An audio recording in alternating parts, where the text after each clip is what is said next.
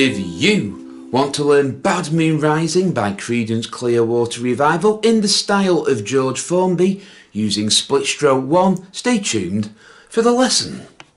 Welcome to this Blackpool Music School video all about the ukulele. I am using a tenor G, C, E, A tuned ukulele, but concert soprano's fine, A, D, F sharp, B is fine. These techniques will work, but you'll be playing in a different key to me. So let's get started.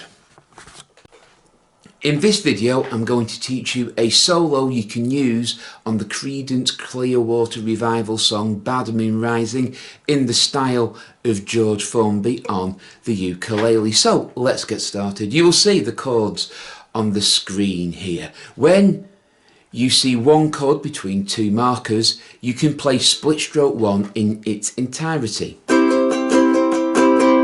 like that. When you see two letters, we have to split it up, and this is the technique you can use to perform this song.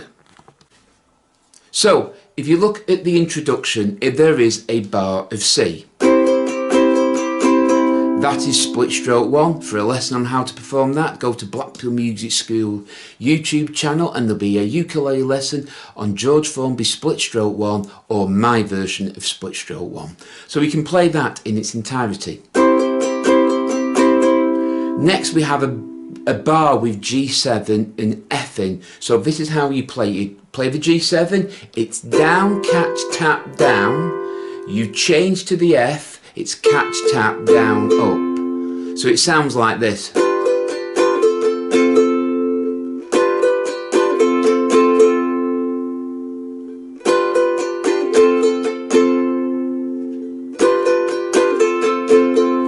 It sounds like that. So again, so the first bar is just one bar of split stroke 1.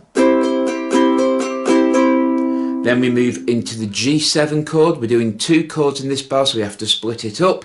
So the G7 is down, catch, tap, down. Change to the F, catch, tap, down, up.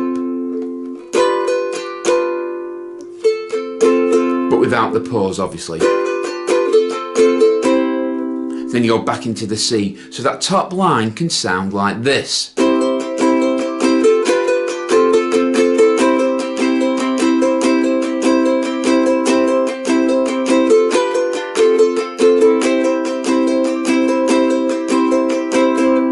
That's how it can sound. So the introduction can sound like this. One bar of split stroke 1. Move to the G7 chord, half of it, which is down, catch, tap, down. Change to the F, catch, tap, down, up. Then back to C for 2 bars.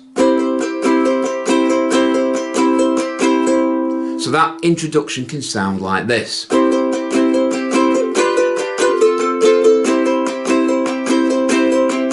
Again.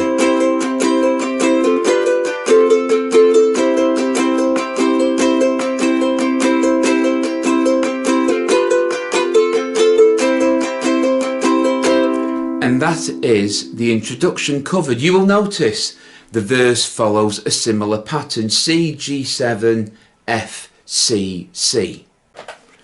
So you can see the verse follows the same pattern. So you just do that line 4 times and it will sound like this.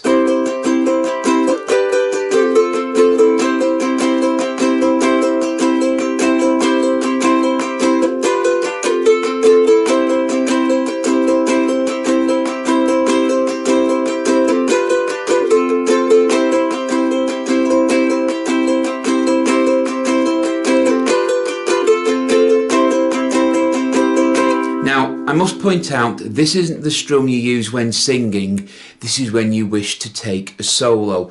So if you move on to the last line, the chorus, there is one letter per slash mark. So that means you can play split stroke 1 completely. First F, second F, 2 bars of C, first bar of C, second bar of C, then 1 bar of G7, 1 bar of F, then back to C. That C at the end of the chorus you hold to your launch back into the chorus, back into the verse again if you are taking a solo. Like I said, this is the technique he would use if he was taking a solo, not particularly when he was singing. So when the solo kicks in, this is the sort of stuff you can do. That is how it can be played. So it can look a bit like this. This is the, I'll do one verse, one chorus.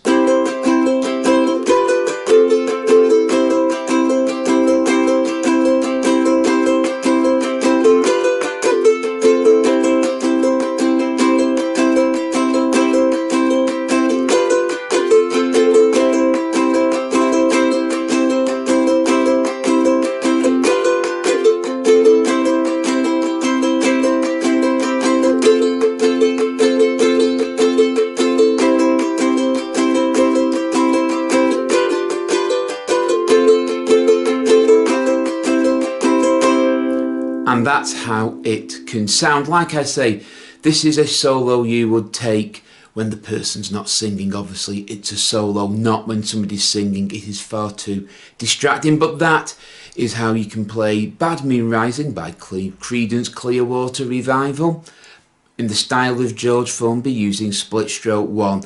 I'll be doing another video on split stroke 2 and the fan stroke. If you have enjoyed this video, please give us a big thumbs up and subscribe to Blackpool Music School. The more thumbs up we get and the more subscribers we get, the more videos we will post. So until next time, take care, keep practicing, keep playing, and as always, goodbye.